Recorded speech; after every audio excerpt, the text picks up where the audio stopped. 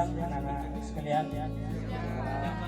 Alhamdulillah bersyukur atas kehadiran Allah Subhanahu wa taala yang telah memberikan rahmat dan kesempatan pada siang hari ini bertepatan dalam acara kunjungan belajar budidaya ikan konsumsi, tepatnya di CP Agro Putra Agro Mulia yang dibawa naungan atau dalam pengelolaan oleh Ustadz Soleh. Tidak lupa kita berselawat kepada Nabi Alam yakni Nabi besar Muhammad SAW dengan mengucapkan lafaz sallallahu alaihi Muhammad. Baik anak-anak sekalian, Ustadz Soleh yang kami hormati, terima kasih atas waktu dan kesempatannya. Hari ini kami berkunjung kembali yang kedua kalinya setelah 2 kelas yang lalu. Ini hari ini 1 kelas karena beli 1 kelas ini Sabtu besok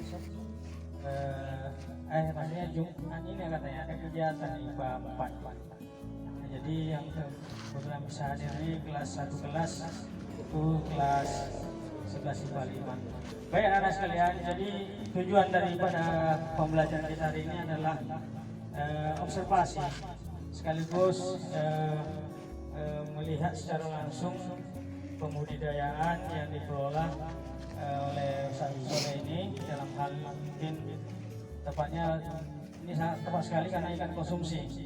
Kita belajar tentang ikan konsumsi ini bermacam-macam ya, nanti dijelaskan satu persatu mungkin secara pembibitan, secara pengolahan pemijahan. Jadi anak sekalian tolong dicermati, mungkin ini bisa secara dokumentasi sebagai laporan kita juga ya, karena budidaya ikan konsumsi ini juga termasuk praktikum ya nggak apa, nanti kita coba buat ya kita laporkan aja laporan atau kesimpulan nanti. Baik, tidak berbanyak waktu karena ini juga sedikit nanti setelah materi ini ya anak sekalian boleh mengikuti kegiatan yang lainnya ya, atau memancing atau segala macam. Kalau bakar ikan pun boleh, sampai maghrib pun boleh katanya. Iya. Jadi maksudnya ya ini kita juga tolong jaga sikap ya, tinggal aku anak-anak sekalian ya, ini kita jauh dari rumah ya. Baiklah, tidak berbanyak waktu, boleh kami persilakan rumah. Assalamualaikum warahmatullahi wabarakatuh.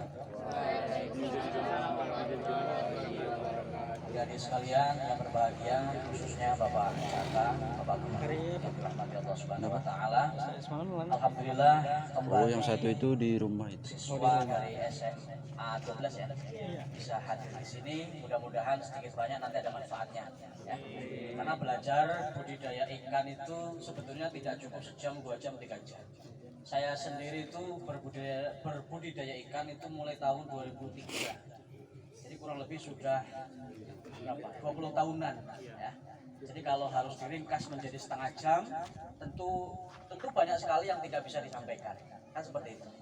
Adik-adik yang berbahagia, jadi barangkali sedikit saja sebelum kita memulai berbudidaya ikan, kita harus bisa menentukan agar kita pada akhirnya tidak tumpur, tidak tekor ya. Kita harus bisa menentukan kita akan pembesaran apa sekaligus akan pemijahan. Pemijahan itu artinya kita menghasilkan anakan atau larva itu dari diri kita sendiri. Mulai dari indukannya, menetaskan, kemudian kita membesarkan. Atau kita tidak mampu itu, kita hanya membeli bibitan dari sini seumpamanya nanti dipelihara di rumah, hanya membesarkan saja. Ini lebih mudah biasanya. Tapi ini bukan soal adik-adik mau jadi pengusaha atau tidak, ini adalah belajar. Maka perlu saya sampaikan mulai dari awal bagaimana kita bisa menghasilkan bibit, seperti itu ya.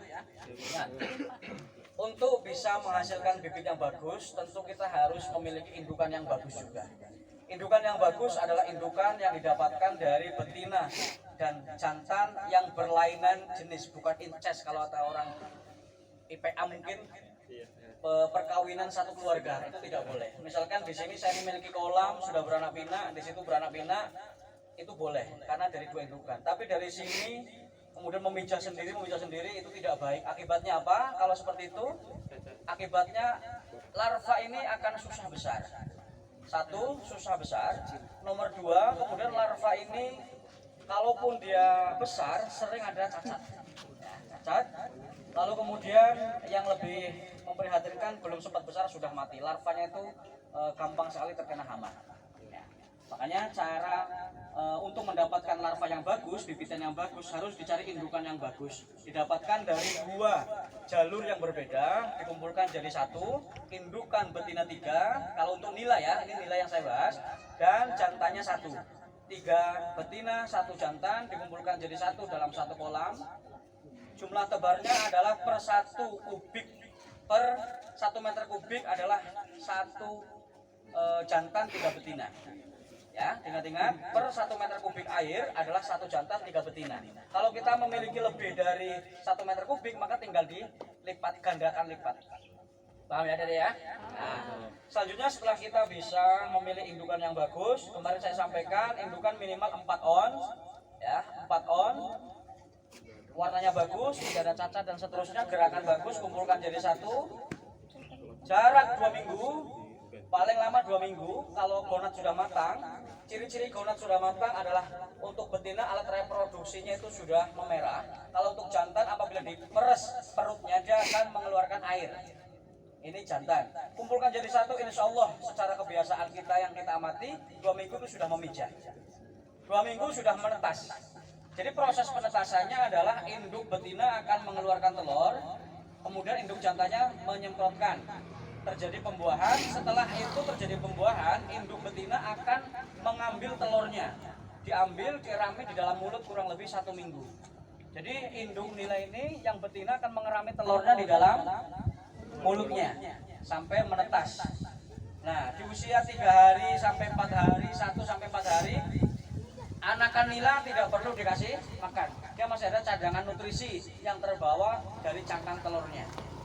Nah, kalau kita melakukan pemijahan secara alami, maka kita akan mengambil anakan-anakan itu dari dalam mulut, atau bisa jadi kita nunggu anakan itu dimuntahkan oleh induknya, baru kita serok pindahkan ke kolam lain.